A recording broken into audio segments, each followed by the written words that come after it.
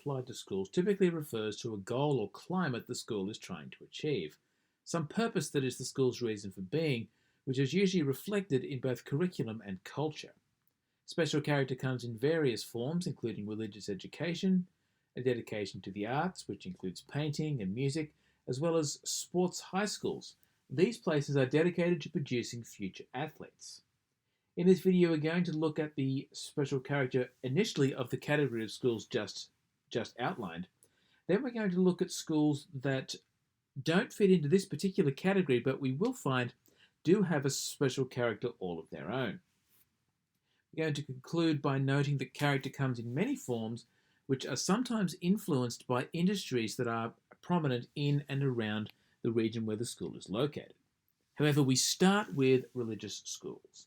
A religious school advances a particular faith position and seeks to develop and foster the spirituality of faculty and pupils.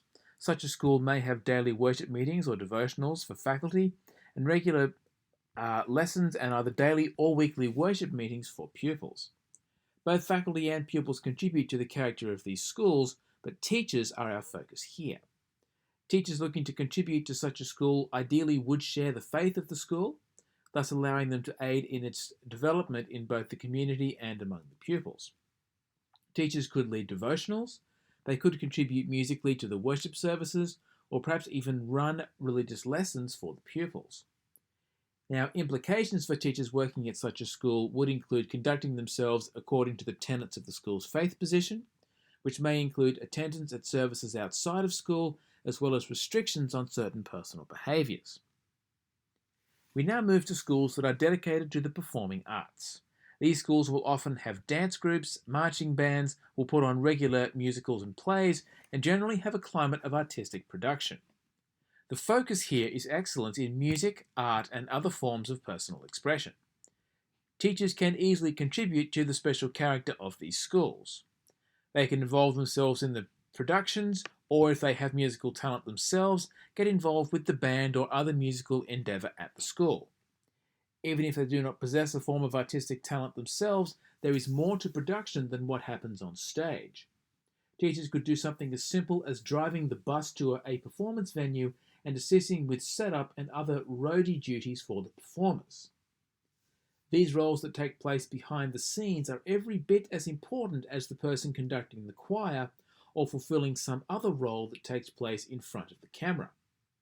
So teachers can still help such a school achieve their goal, even if it is through indirect means. For our final category of typical goal-oriented schools, let us turn to sports high schools.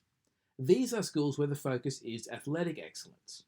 Such schools typically incorporate training before or after school as part of the timetable, as well as participating in local, regional, state, and beyond competitions. Teachers in this category of school would ideally have an athletic background themselves and be able to assist in running training for one of the sports to assist the school in its pursuit of academic excellence. Now, as a passing observation on these typical goal-oriented schools, lest we think that academic achievement is somehow sacrificed in favour of the broader goal, the opposite is often the case. Continued enrolment in these schools is often contingent on certain academic achievements. This has an obvious implication for teachers. If we teach at a goal-oriented school, we must maintain high academic achievement among our pupils, as well as contributing to the pursuit of the school's broader goals. Having looked at what we might see as typical goal-oriented schools and their character, we now expand this definition to consider the impact of geography on school character.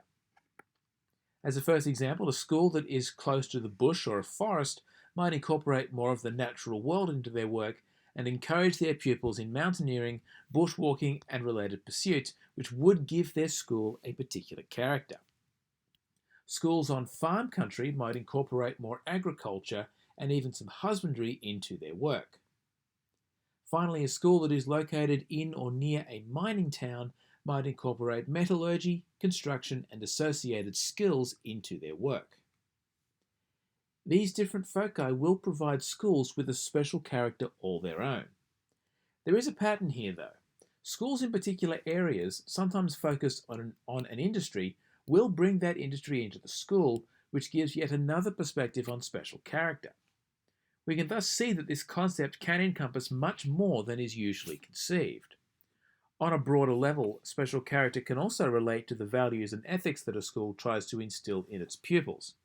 Such a goal can be a raison d'etre in and of itself. But I end with a question. What does special character mean to you?